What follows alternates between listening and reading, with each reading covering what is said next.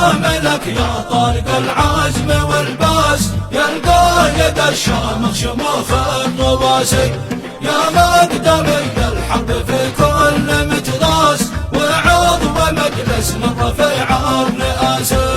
قال ان شب الحرب فحنا له اساس، خوضه خوض سباع الشراسي، نهجم ونتقدم بدقات واجراس، والسهل مشياتنا البناء والاساس.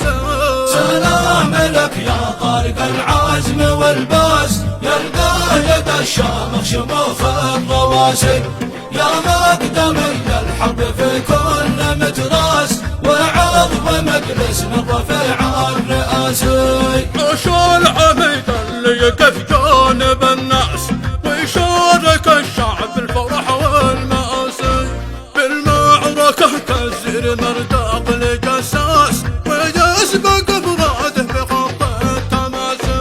سلام لك يا طارق العزم والباس، يا القايد الشامخ شموخ الرواسي، يا مقدمي الحرب في كل متراس، وعضو مجلس من رفيع الرئاسي.